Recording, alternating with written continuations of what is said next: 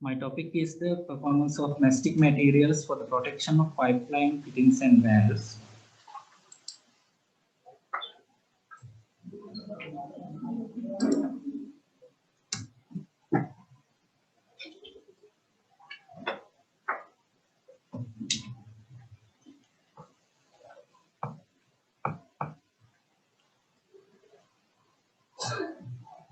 I'll be discussing first the introduction, under that background, importance of the research, objectives, then methodology, results and discussion, conclusions and recommendations, and finally the references. Let's move to background of the study. Let me brief what mastic system is about. It's a 4-component system. First, the mastic primer, that is the bonding agent, and then the mastic filler, which gives the proper shape to receive the mastic tape, followed by then finally the outer wrapping tape, which is for the UV protection. And after applying the whole system, the system looks like this. Then the history of the study. We found few shortcomings and defects in performance of existing joint protections. Also, technical issues were raised by the suppliers of NWSPB regarding the existing specification, especially on mastic profiling paste. Then it was needed to prepare a specification for mastic material in the long run. In fact, there was a specification. What we wanted was to upgrade it in a systematic way. Importance of the research, as I told you, suppliers complained about the specification available, especially on maximum application temperature on mastic material, as I told you, especially on mastic paste. Then cracking of mastic material due to possible setting due to temperature. You can see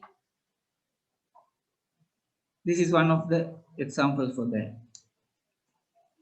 Then specific gravity to suit tropical grade.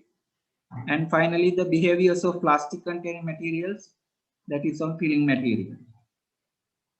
Objectives of the research: to find out solutions for issues identified from the various projects on mastic performance, and also to find out solution for technical disputes raised by the suppliers.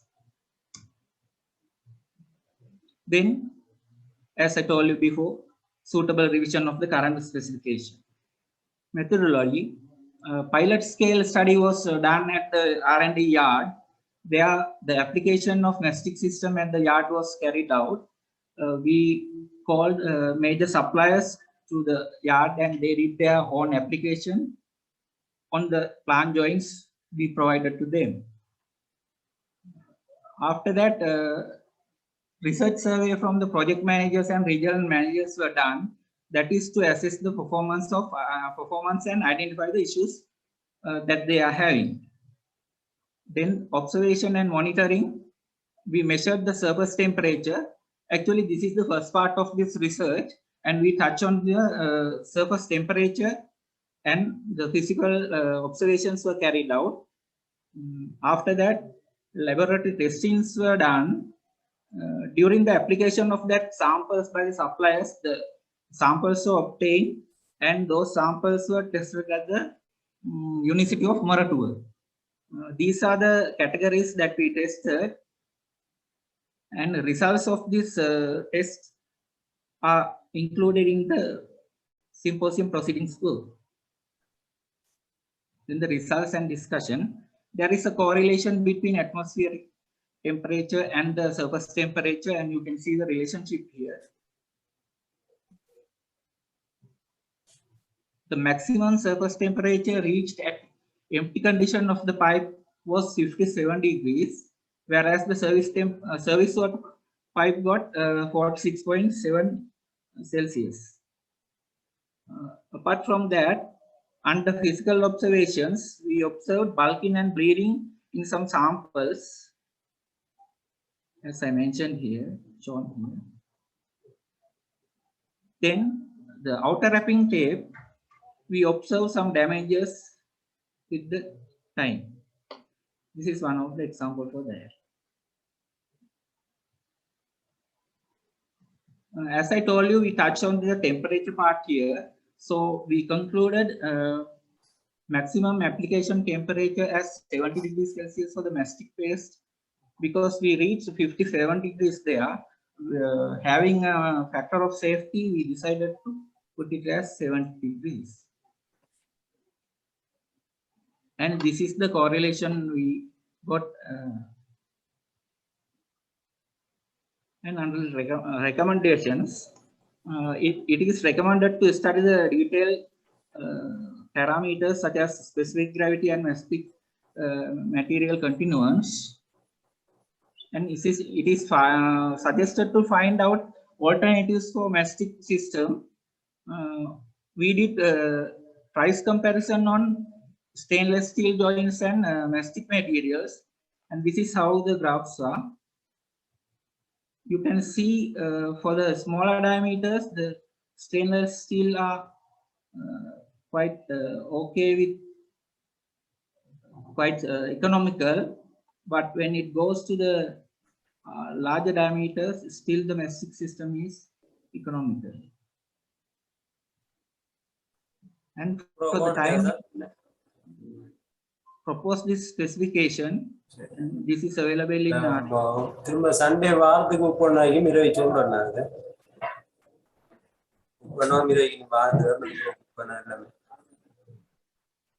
and this is the other part of that specification.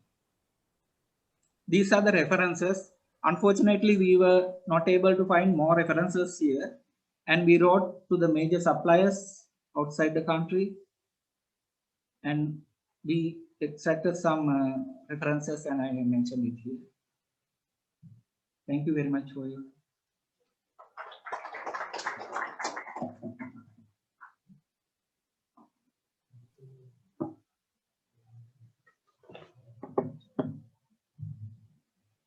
Thank you very much, Mr. Ramasinghan. The second presentation in this session will be done by engineer PRS Senanayaka, who is an engineer attached to the Matara Stage 4. And the title is a case study of concreting methodology and mock-up tests for basement of the Salinity barrier in Matara.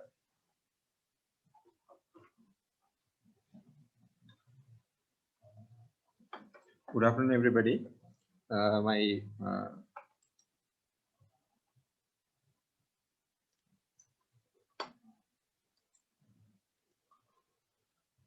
My topic was a case study of concreting methodology and mock-up test for basement of the Salinity barrier Matara, which is under ongoing project in southern area, Matara Stage 4 water supply project.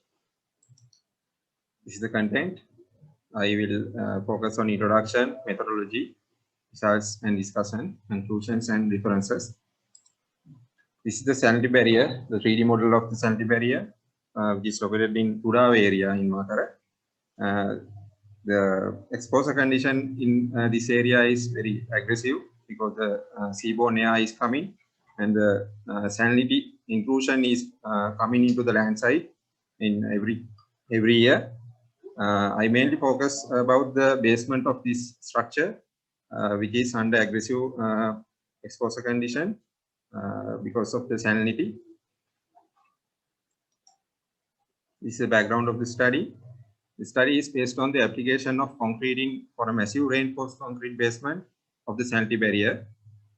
The basement is placed on 90 numbers of board piles, and the total volume of the total basement is 1,800 meter cube, and the exposure condition is access to as per GIS 8500, which is corrosion induced by chlorides from seawater for reinforced concrete surfaces permanently submerged.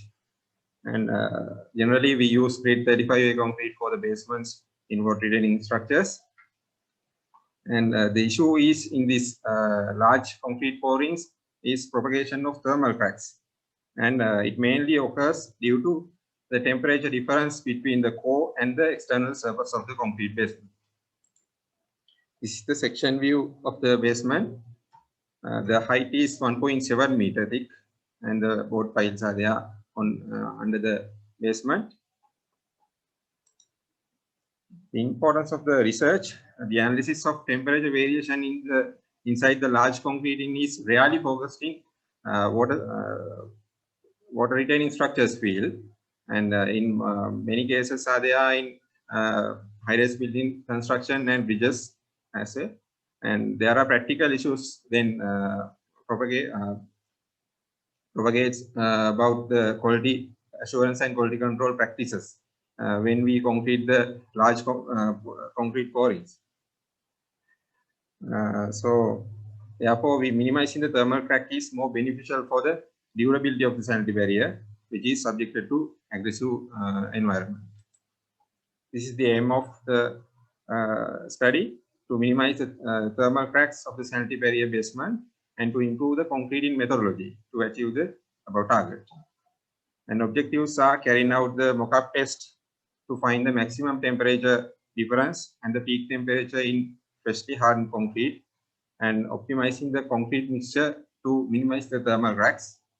And we have to enhance the quality assurance and quality control measures to complete the job finally as a good product. This is the methodology. We prepare a mock-up test block, which is like a model similar to the sanitary barrier basement, which has the similar thickness of sanitary barrier basement. The block dimensions are 2 meter, 2 meter, and 1.7 meter thick. And we use both steel shutters and plywood shutters as similar to the site condition.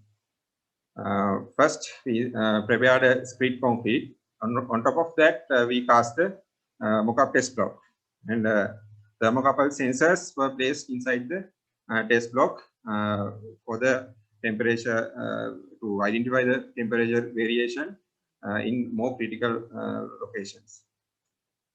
Out of 6 sides, bottom side is on screed concrete, and other 4 sides are covered with steel shutters, and rest one is covered by plywood sheet. We can see the arrangement. Here there is a non-insulated surface. It is covered with a plywood sheet. All sides are covered with steel shutters and insulated with 50 millimeter thick polystyrene sheets, because we had to prepare the worst case scenario between the core and the non-insulated surface to check the maximum temperature difference between the core and the external surface of the concrete. This is the arrangement of thermocouples. Core temperature can be identified with these thermocouples, and at non-insulated surface we place another thermocouple that's 005K, the thermocouple number. We can see the polystyrene sheets included in the steel shutters, and one side is non-insulated. After pouring the concrete, we seal the test block by polystyrene sheet and steel shutter. This is the composition of the mixed design we use, and we use the cement type as ordinary Portland cement with separately added 15% fly ash. It is the approved mixed design at that time in the project, and we use this mixed design for the test block. And ready mixed concrete was poured into the test block at the evening time, because grade 35A concrete has comparatively much more cement content, so we have to reduce the placing temperature. And generally placing temperature measurements and slump tests and tube casting is done. Thermocouple readings were obtained in a digital display next to the test block as shown in the figure.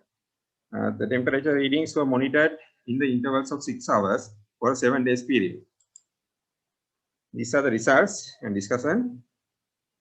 We can see clearly at the core, near to the core, 003K, thermocouple sensor shows 75.2 Celsius temperature, and the maximum temperature difference was found at the core and the non-insulated surface.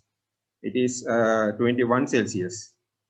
And we found that temperature readings reduced near to the ambient temperature gradually at the end of 7 days period. Conclusions: it is a common practice to control the maximum temperature difference of 25 Celsius between the core and the concrete surface in order to limit the early thermal cracking. As per the previous studies, as per these results, the maximum temperature rise was slightly above 75 Celsius. Then by reducing the placing temperature about 20 Celsius, we can definitely reduce the core temperature below 75 Celsius. Is obvious. And the possibility of the delayed reticular formation depth can be avoided as well. And peak temperature could be reduced by using Portland fly ash cement, which is available in the market, which with 25% fly ash content. We use the that cement for the structure. Thermal insulation provided by a 50 mm thick polystyrene sheet in the mock-up test was more than necessary. We found that with the guidance of Professor Nanayakara. And we he recommended to reduce the thickness of the sheet up to 25 mm. Then some energy dissipation will be happen, and the core temperature will be less than the 75 Celsius.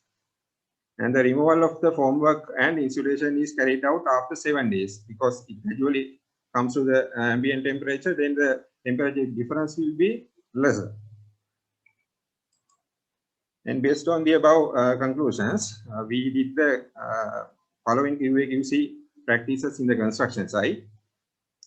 We started the concreting at night time, but this is a large concrete pouring. We had to do the concreting in daytime as well, continuously doing the concreting. So we had to maintain the placing temperature below 20 Celsius. For that, the major portion of the concrete is aggregates, so we had to control the temperature of aggregate. So we reduced the aggregate temperature by putting crushed ice and chilled water prior to the 6 hours prior to the concrete. And formwork and heat insulations removal was done after 7 days of concrete placement. Those are we did in the site, and the final product was good. These are the references. I need to acknowledge special thanks to Professor S.M. Nanayakara and my chief engineer Manoj Silva and engineer Ganesh, EGM, our supply and drainage board. Thank you.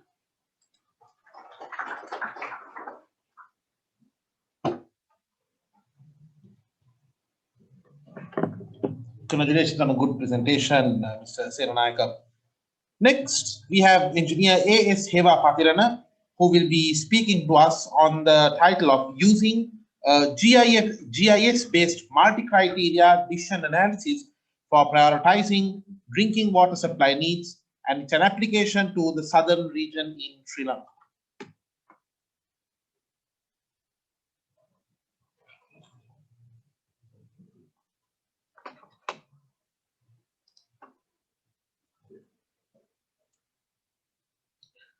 First of all, I would like to convey my sincere gratitude towards Research and Development Division of National Road Supply and Drainage Board, just for offering me such an amazing and enticing opportunity. And let me introduce my topic: using GIS-based multi-criteria decision analysis for prioritizing drinking water supply needs, an application to southern region in Sri Lanka. My voice is Professor Jagat Mantunga. And traditionally, my introduction, first I am going to introduce my research work and then the methodology. After the following up results and discussion, later the conclusion will come. Just to recap what we have in NWSDB and the water use practice in Sri Lanka, we are supplying around 324 number of total schemes all over the country, and we need to we are bound to mandate with the National Water Supply and Drainage Board Act, which is stipulated on 1974. why did I mention that slide? Why did I had a recap on the existing facilities we have? We have to think whether did we follow the correct order of implementation. Where, the implementation order is the most did we check with the implementation order? So in order to check that, I have taken I have demarcated the research boundary in southern province as this. This is the habitable area of southern province. And in order to identify the research gap, importance of the research, and I have identified several gaps. The first one is the lack of prioritization order in identifying drinking water demand. Yes, we can't especially categorize people's demand because people's water demand just because everybody has dire demand in the water. So, but as a cluster, they symbolize a value for drinking for the demand in drinking water. So there's a privatization model in WSDB, but there is a significant missing and lagging point in where the existing privatization model didn't consider the territorial approach. So why do we need the privatization model? So the first one is we don't have enough money to cover all the scheme at the same simultaneously. So so in other words, we are lack of funding. Then financial viability of upcoming projects is the next one. So the third one is we should not discriminate towards the most neediest one. I mean, if we are going to consider a political request or another criteria, the other criteria, if we are not going to follow a scientific criteria, there may be a discrimination towards the required people. According to my research, there are 3 parties who govern the decision of implementation of a water supply project. The first one is the funding agency. The second one is NWSDB. And the last one is general public, who is the grassroots level of the country. But in my research, I consider only the general public, their perspective. Yes, as an holistic approach, we have to consider funding agency and NWSDB. But in this case, as an extension of this research, we can consider NWSDB and funding agencies' perspectives too. What is the general public's perspective? They need to receive palatable water in sufficient amount. And based on that, I have defined the research need as to identify fair parameters to assess the drinking water need of general public and their impact on the prioritization model. And same time, I need to address it in the territorial approach. I mean, to build up special models for the parameters. The research objective is to develop a GIS-based prioritization model to rank the need for water supply by a number of communities of a given particular region. In this case, southern region. So this is the methodology overview. First, I have prepared the data sets for the decision criteria. Then I have standardized them. After that, I assigned the weights by pairwise comparison method. Later, I aggregated all the criteria into a single prioritization map. So first, I have the first criteria I have selected is population density. The population density was projected based on the 2012 census and statistic data, and it was proportionately distributed with respect to the building distribution, which was demarcated by survey department, and it was updated by myself. And the thematic rank was prepared by using kernel density tool in ArcGIS. The cell size is 500 by 500 meter. The second parameter considered in prioritization is water quality actually. In order to represent water quality, I have I have symbolized water quality index as the considering parameter. I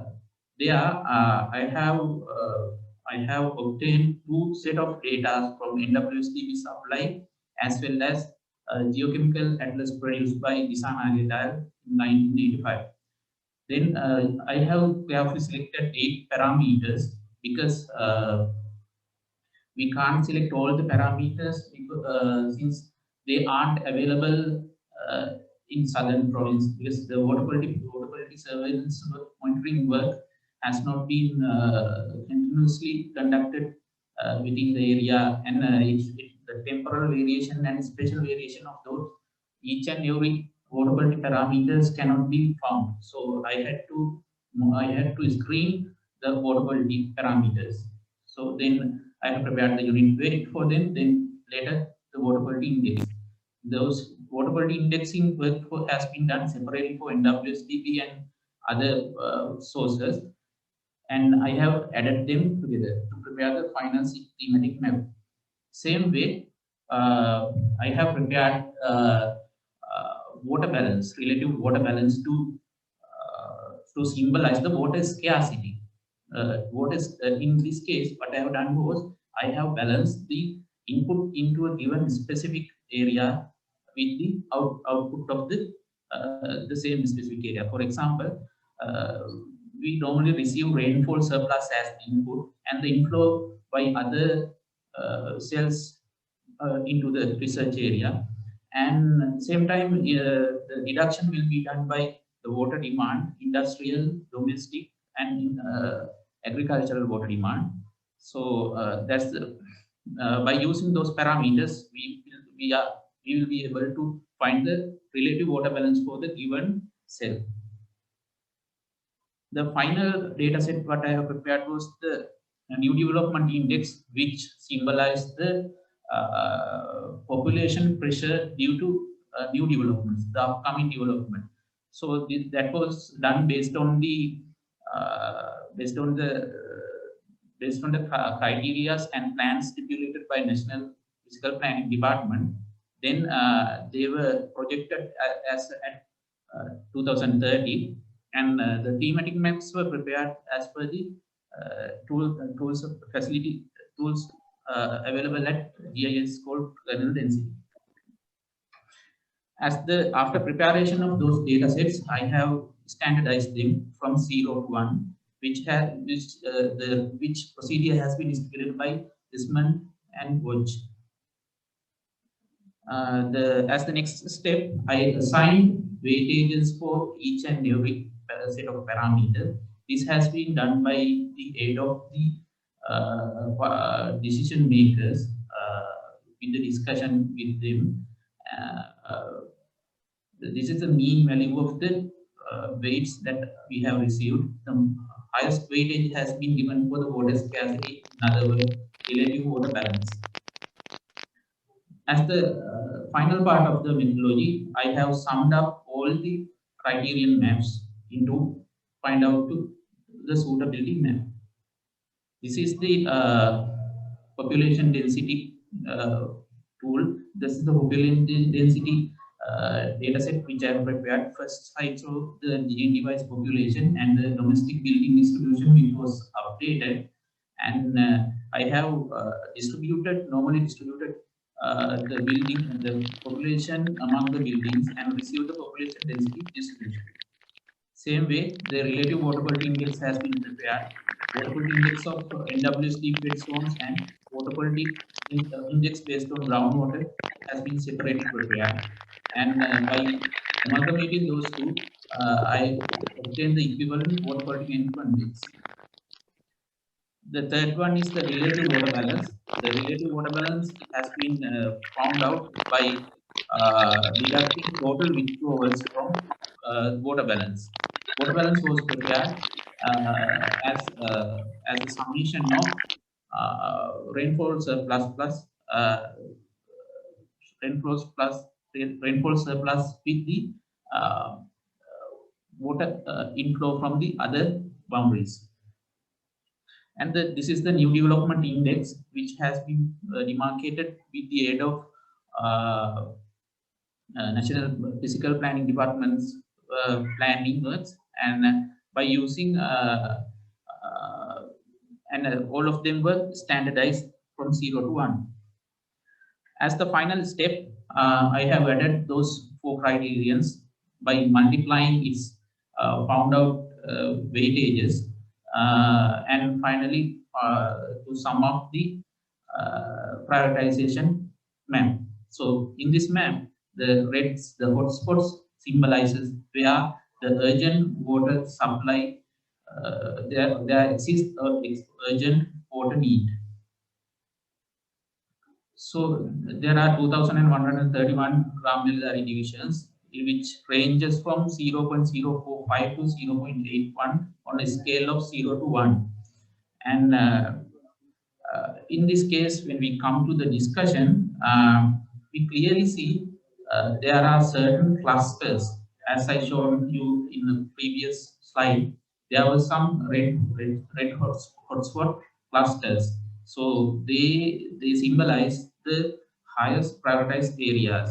To name few, Karandeniya, Urgasmanghandiya, Aluttwala, Yakkalamulla, which all of them are going to be covered by Bathagam water supply project, and Kamrupitiya, Deyamdara, which are also going, which have already been planned under several other projects, Matara stage 4 water supply project and Akmana water supply project.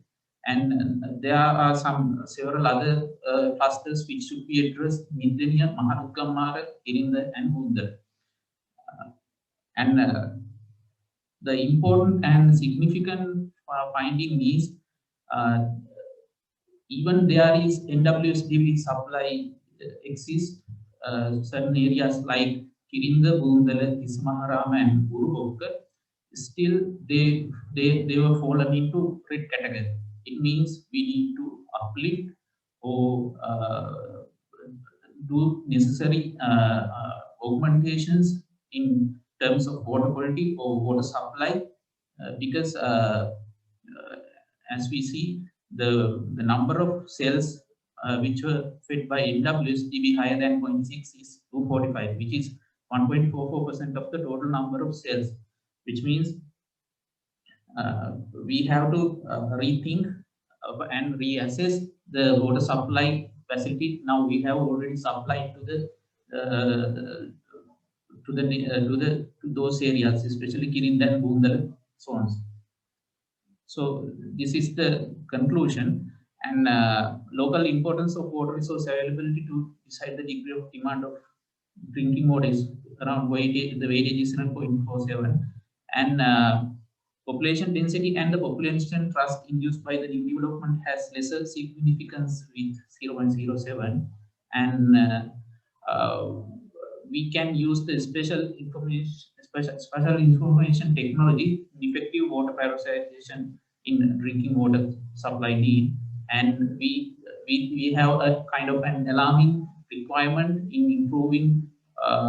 Immediate improvement is required in certain clusters: Karandeniya, Urugasmangandiya, Aluttala, Yakkala, and so on. Especially there are certain clusters and we have already covered, but yet to be improved. And there were certain bottlenecks of this research work. One of them is microbiological parameters. In the process of preparation of equivalent water quality index, I was unable to find fair microbiological parameter set of microbiological parameter set of microbiological parameters, because it really governs and changes the scenario. Apart from it, there is another bottleneck of this project is I was unable to take into the account of the interbasin groundwater flows, so which should be done by groundwater flow modeling.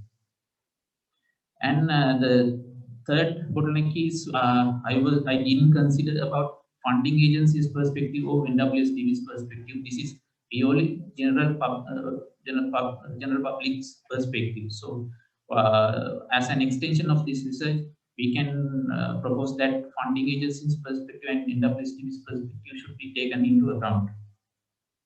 And these are the references. Thank you very much for your attention.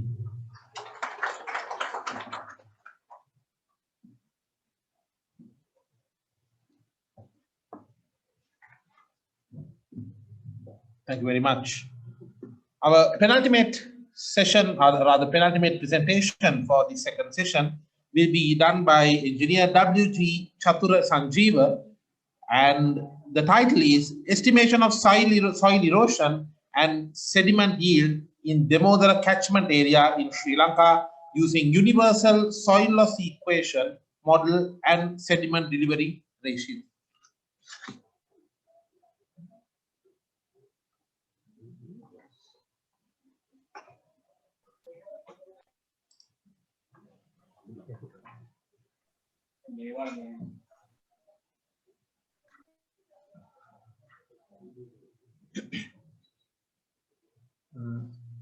Good afternoon all. So this soil loss erosion, erosion and sediment transportation. These have been a significant issue in water management area, water sector, especially for Badulla, Bandarla, Valimada, Nureli and these kind of areas. So this study is focused on estimation of soil loss and sediment yield in Demodara catchment area by using universal soil loss equation and sediment delivery ratio. These are the contents of my presentation: introduction, the methodology, results and discussion, conclusion, and then references. You might all know what is the soil erosion and what causes and what are the impacts of this soil erosion. But I'll give you some kind of idea from our Demodara catchment. This is not Demodara catchment, but this is the famous Ravana. You can see the difference between a normal day and a rainy day. And the first figure shows a water storage tank actually at a house in Demodara during the rainy season. And then you can see the Demodara reservoir with water and without water. You can see how much of sediments have been trapped. And the causes for this: poor agricultural practices, poor construction practices, soil dumping sites, and these kind of unstable slopes. Due to these reasons, the attachment, transportation, and deposition of soil has been taken place, and from that, the good soil, I mean the soil fertility will go down, and it will affect to the natural ecosystems. And for water professionals, how this affect is that it reduces the storage capacity of reservoirs, and it directly impacts the water quality. Therefore, this research was conducted. The importance of this research is Demodara water treatment plant is operated and maintained by Water Board. But this is one of a major water treatment plant in our area. This supplies drinking water to Alla tourism area, Badulla Provincial General Hospital, and general public in Alla, Demodara, Kaliyal, and Badulla area. This is fed by Demodara reservoir, and sedimentation have been identified as one of a severe problem in this reservoir. So the objectives are to quantify the soil erosion by using this universal soil loss equation and sediment delivery ratio, and to identify hotspot where these sediments are coming, and to get urgent conservation practices to reduce the impact. Demodara catchment is not a quite big catchment. It's around 60 square kilometers, where the elevation varies from 700 to 1,800. And we have divided this total catchment into 8 sub-catchments based on the hydrological pattern. And this is the equation. Average annual soil loss equal to rainfall erosivity factor, soil erodibility factor, topographic factor, and crop management factor, and conservation practice factor. And the research frame soil erosivity factor R factor was taken by the analyzing daily rainfall data. Then soil erodibility factor was taken by the soil maps of the area. LS factor was taken by the contour maps by analyzing slope and length of each subcatchment, and then by using latest land use maps, we could collect this crop management factor and conservation practice factor. Then we calculate this total soil loss, and by multiplying with this soil delivery ratio, we could gain the sediment yield at Demodara reservoir. As I mentioned, R factor was taken by using this annual average rainfall, and soil erodibility factor, K factor, was taken by soil maps and recently published research. And the C and P factor, crop management factor and conservation practice factor, were taken by, it was developed by using these average weighted average values from each land use type. So you can see this dominant land use pattern is T, then paddy and vegetable, so on. And the LS factor, as I mentioned, it's developed by using these contour maps, and the sediment delivery ratio was taken from the average of Benoni equation, Biot's equation, and USDA equation, which are mentioned in the paper. So the soil loss and the sediment yield is this is the each catchment we develop the sediment yield, and in average the sediment yield is 9.69 tons per hectare per year. When we compare with the global average, it's around 50 tons per hectare per year. So this is quite big value, and this is the spatial distribution of the soil erosion. You can see subcatchment 6, 5, 7, and 8. Emphasize the soil erosion is very much critical in our catchment. These are the, some figures I showed earlier also. This happened due to cultivation in steep slopes, and some sort of some paddy lands are just adjacent to river. So once the rain comes, this whole soil is going to the river. Then unstable soil and poor construction practices, uncontrolled disposal of soil in road reservations as well as in river reservations. In conclusion, we are having a considerable amount of soil coming through this river. So this is due to steep slopes and cultivation practices and construction practices. So how can we overcome? The best thing to overcome is the establishment of buffer zones and agroforestry, cut-off drains, stone bunds, and conservation tillage, contour farming, manage soil dumping yards, awareness programs. These kind of many things we can do. So our next step is to assess the soil erosion by using other soil erosion prediction methods to evaluate the process and to get an accurate figure.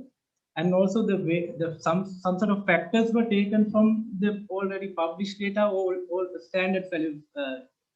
For an example, the C and P factors are standard values.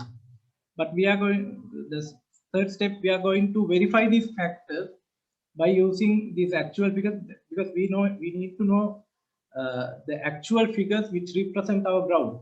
So therefore, we are going to verify the factors and do the research again, and implement appropriate solutions for the highlighted areas of soil erosion in the catchment through the Demodara board safety plan. These are the references, and thank you very much for your attention.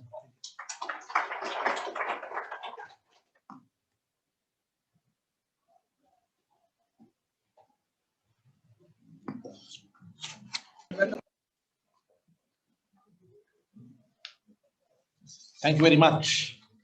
Our final session for the day will be presented by,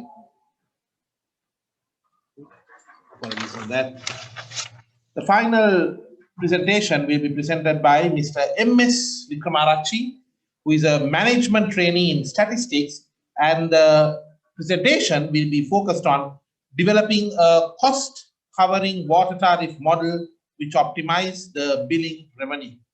already here. Let me start it.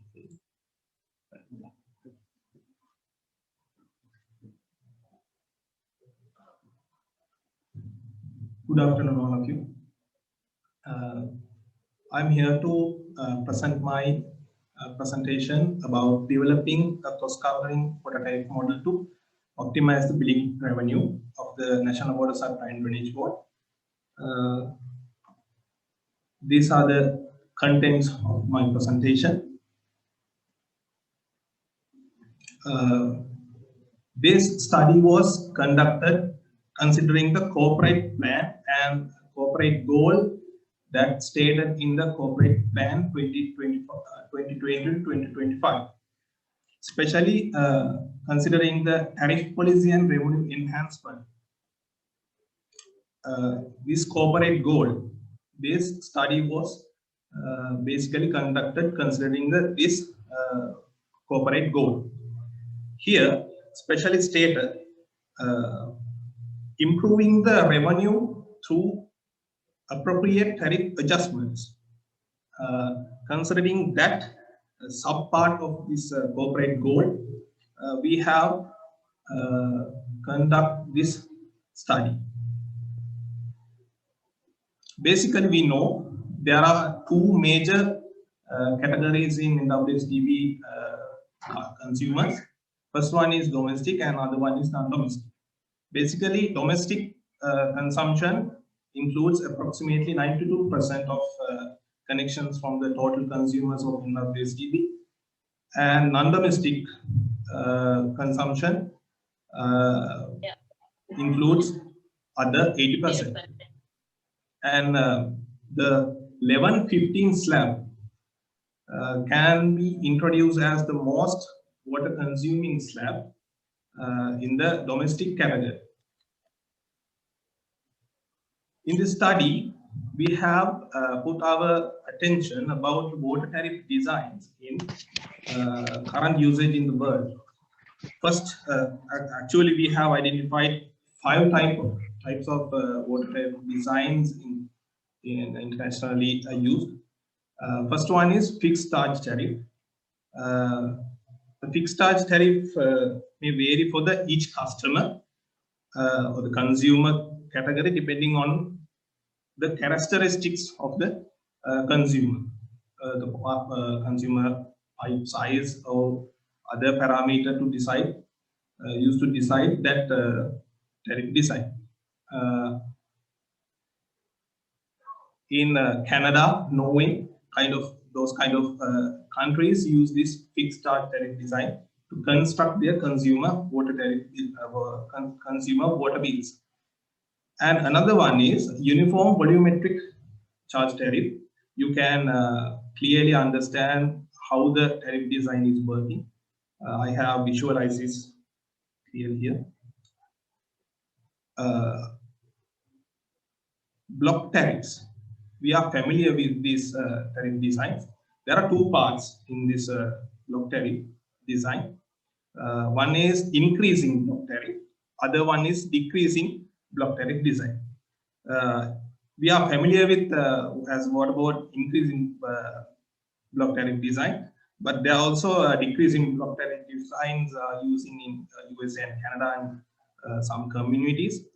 And Spain and Middle East countries use IBT or the increasing block tariff designs. And the final one is 2-part tariff. This is the tariff design that NWSDB currently used to construct their consumer bills. This design has 2 parts. First one is a kind of tariff design that I mentioned earlier, and slab-wise fixed charge value. These are recommended by Asian Development Bank for the developing countries as well as Sri Lanka and India also. This is the bill generation mechanism. I have clearly shown the domestic the mechanism for the domestic consumption and the non-domestic consumption. Those are the generalized mathematical equations for the bill generation mechanism for both categories. in this two-part design, two parts tariff design, for the both categories use this two parts tariff design, but domestic consumption, NWSDB use increasing block tariff, but the non-domestic consumption would use fixed charge tariff. Problem and the methodology. The identified problem we identified through the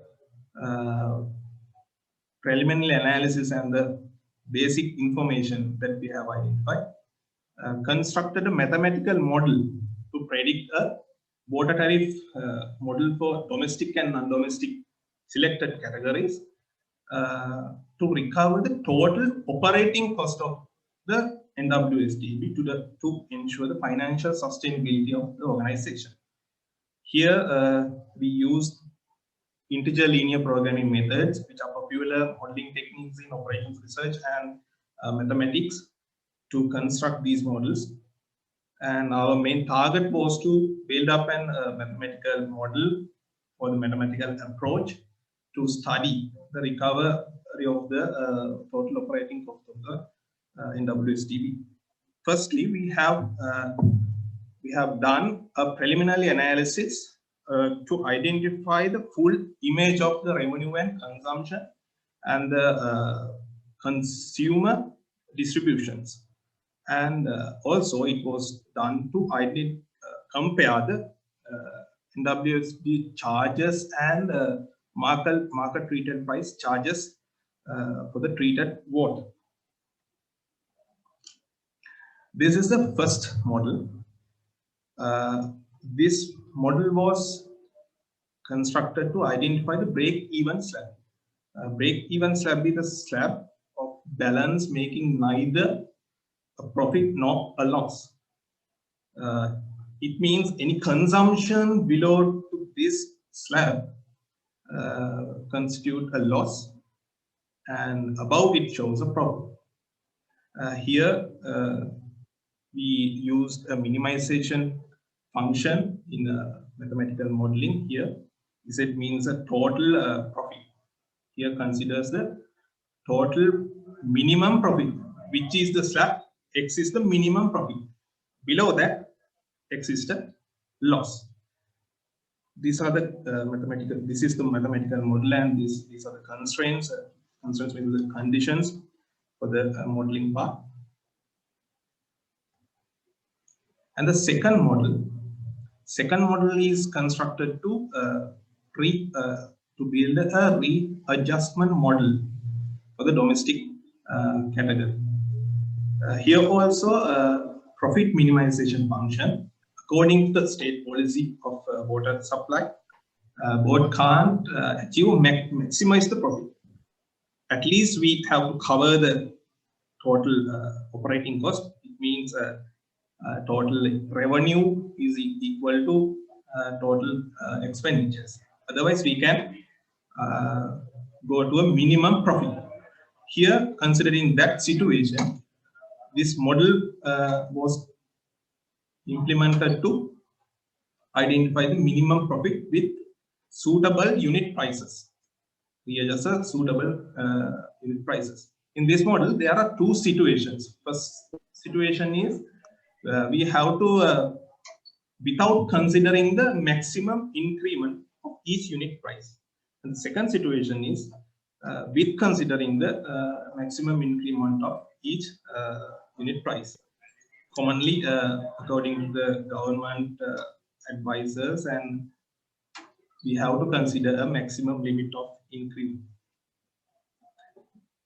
In the third model, this third model occurred due to if we have to move to the second situation, we have to move on to this third model.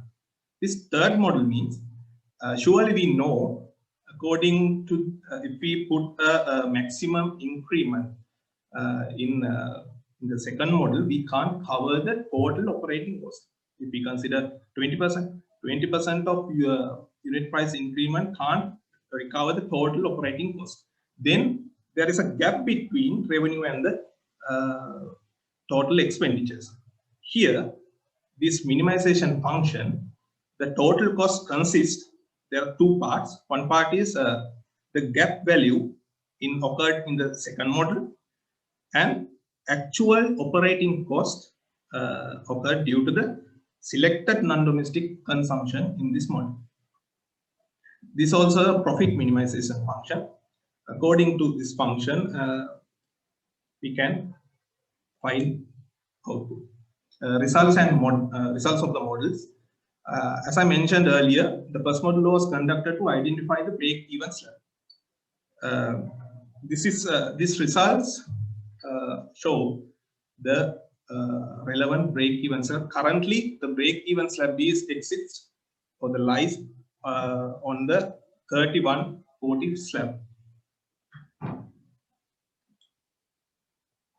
Second model, first situation, without considering a maximum limit of increment. Without considering a maximum limit of increment, you can clearly identify that 1115 slab. 1115 slab is the average usage, the average most consumable slab of the consumer distribution. Then the break-even slab was dragged out for that slab. That is the variation for that. You can clearly identify the model dragged it into the 1115 slab. If we consider about the second situation, considering maximum limit of increment, it just like this.